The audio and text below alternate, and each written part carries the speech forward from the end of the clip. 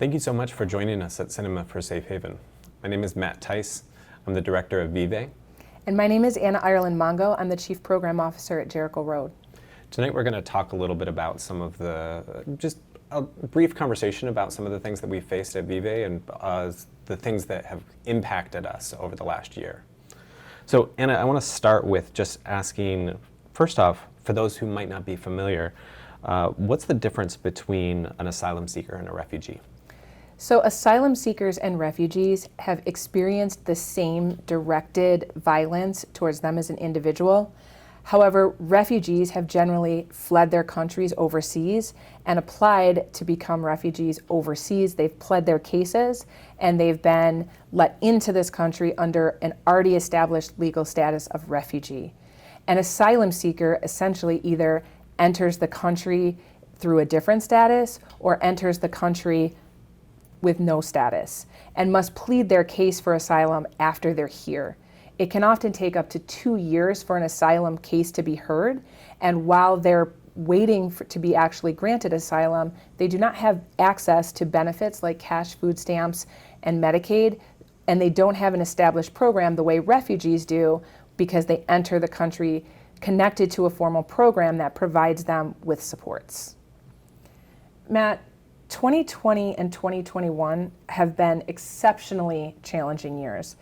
What has it been like at Vive since we gathered for last year's Cinema for Safe Haven? Yeah, if I think back to just last year, I had just started at Vive, and so I've just hit my 1-year mark, and it's been a real challenging year. It's also been really rewarding too. I've had the opportunity to work with an amazing staff who have been incredibly dedicated, and also get to learn from so many other different residents who have passed through our building, sometimes for really short amount of times, just a day or two, on up through the entire length of time that I've been there.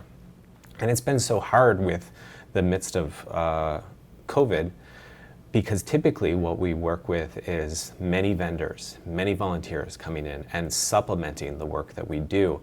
And we haven't been able to do that really, with the tiny exception of just recently starting to bring volunteers in. And so we've had to kind of button down and work with very minimal responses, or very minimal input, and we've still made it work. We've still been able to make a safe, inclusive, trauma-informed kind of household for our residents, and it's been hard, but it's been really good. So Anna, thinking about some of the policy things, how has immigration policy had an impact on Vive operations? Part of what makes Vive such a challenging place to run is that we have to be up to date and aware of immigration policy, both on the Canadian side of the border and on the US side of the border. And both COVID and the change that we've had in our presidential administrations has impacted the asylum process, and what is the best decision for each individual coming through. So we've really had to be watching both, is it better if they go to Canada? Is it better if they stay in the US? And these things also impact how long a person is staying in the building. Generally, Canadian-bound asylum seekers are in the building for a couple of days, but right now, because of COVID, they could be in the building up to 5 weeks as they wait for their appointment at the border. On the US side, COVID shut down immigration court for a while and the immigration building, so people didn't have an opportunity and cases got backlogged. So people are really in the building for much longer than normal as they wait for their processes to occur.